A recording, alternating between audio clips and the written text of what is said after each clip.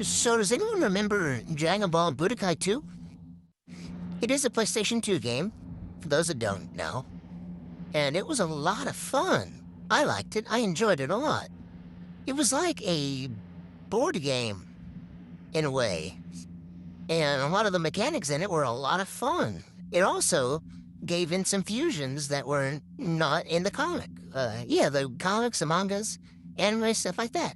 Okay, they might be in Super Dragon Ball Heroes, but the other stuff, they were like this. Well, fermented, it's an absorption, but it's not a fusion.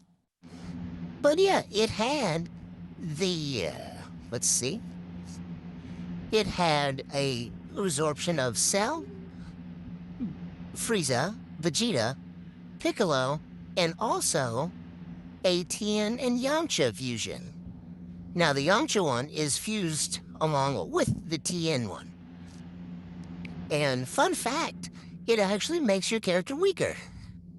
I found that out on a YouTube video, and they did some digging and found out that it actually does. I thought this was awesome, and I think they should at least bring it back. Not to mention, we had a Majin Frieza who was in the game, and it actually played pretty well into the story of the game.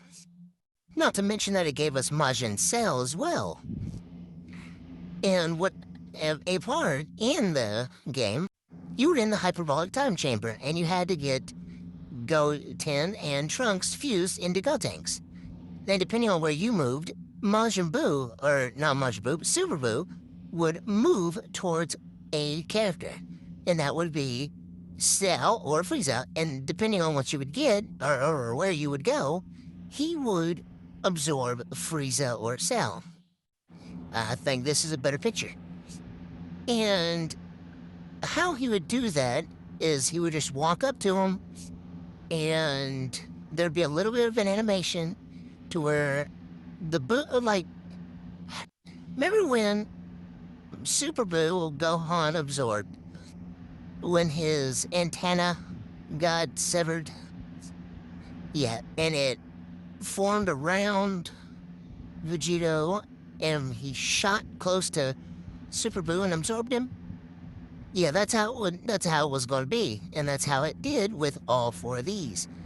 Unfortunately, it does not have the Piccolo one on here, but it was still pretty cool to look at. Speaking of fusions, they had a Tien and Yamcha fusion. I thought that was actually really cool. And I liked playing as the character because I thought it was cool. And that wasn't the only. We had Goku. It was if Goku couldn't get Gohan or Vegeta in time, and he threw it through the Patara earring to Hercule, and it was just a big what if. That's one of. Here's an up close picture of him. Here's the other design. Here's an up close picture of that.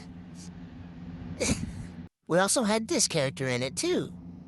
He, I believe, was in Budakai Tenkaichi 2 and 3, where you can be able to fuse as him.